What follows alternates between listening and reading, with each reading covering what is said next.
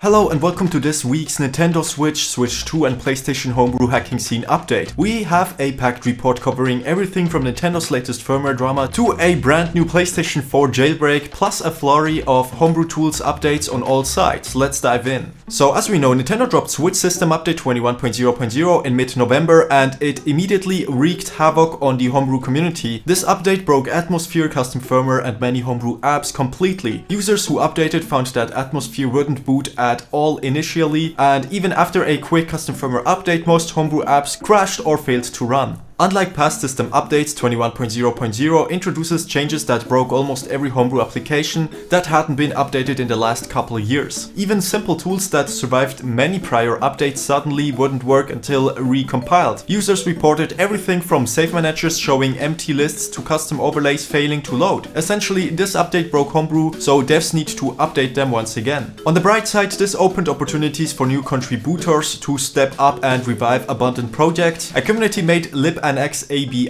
patcher was also loaded to temporarily fix some apps, but long-term each app will need an official update. For those who primarily use custom firmware for backups or homebrew, the inability to launch games was a big issue after updating. As suspected, new SIG patches were required for 21.0.0. It took a bit longer, but as of now the crucial patches have been updated, so games and homebrew installations should boot normally again. So the homebrew scene has been in overdrive to restore functionality. Dozens of tools saw quick fixes. To name a few, the JKSV save manager was updated within days to support 21.0.0, as did utilities like fast custom firmware switch for swapping custom firmware setups. The theming tools Switch Theme Injector and NX Themes Installer and the SysD VR streaming module all got updates as well. Even controller support got attention with Mission Control ensuring third-party Bluetooth controllers still work on the new firmware. If your favorite app still crashes on 21.0.0, keep an eye out for updates or alternatives in the coming days. Now onto the Nintendo Switch 2. What's the latest in this nascent hacking scene?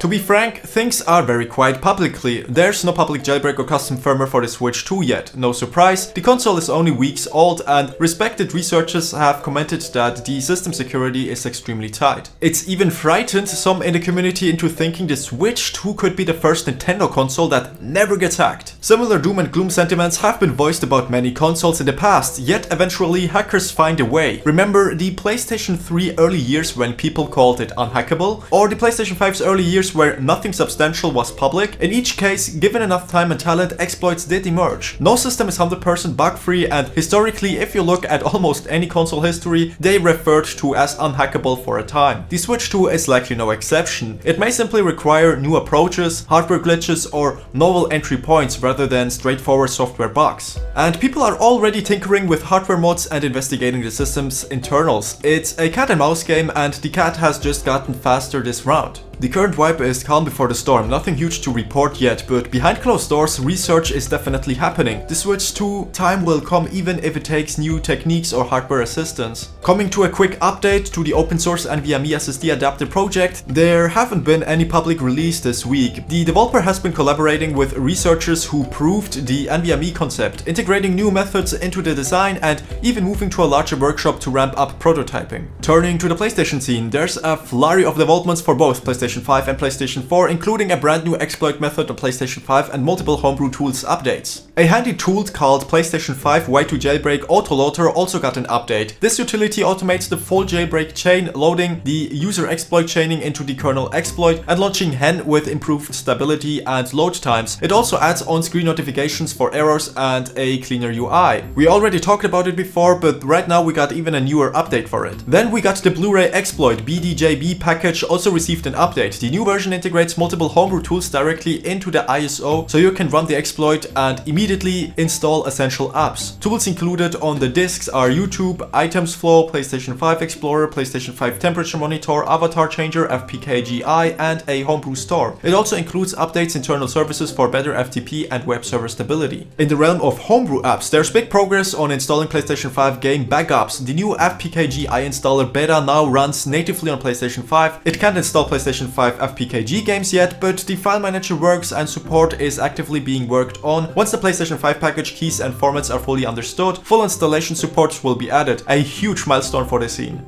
Kstuff is powerful but resource heavy. Leaving it active slows down games. The new Kstuff Toggle app lets you turn it on or off without rebooting, perfect for switching between homebrew mode and normal gaming performance with one click. So that's also very good right now. The PlayStation 4 isn't forgotten. The Flow's recent kernel exploit opened up firmware 13.0.0 for the PlayStation 4's exploitation. GoldHEN has been updated and now works on firmware 20.50 and 20.52 officially, with 13.0.0 support likely coming soon. Cross-platform homebrew tools like Apollo Save Tool also received updates, keeping the PlayStation 4 scene alive and well. So what a week it's been. Nintendo threw a wrench at the Switch homebrew scene with 21.0.0, but the community bounced back with fixes and updates in record time. The Switch 2 remains locked down tightly, but don't confuse silence with impossible. Every console gets cracked eventually. On the PlayStation front, we're basically witnessing the PlayStation 5 go from a trickle of exploits to a flawed, multiple entry points, a stable homebrew environment, and full package installation on the horizon. If you found this news roundup helpful, please like the video and consider subscribing for future deep dives. Let me know in the comments what you're most excited for: expanded Switch 2 storage, the PlayStation 5 Netflix hack, or are you patiently waiting for that first Switch 2 soft mod? Let me definitely know. Until next time, stay safe, happy hacking, don't forget to smile. My name is you. Peace.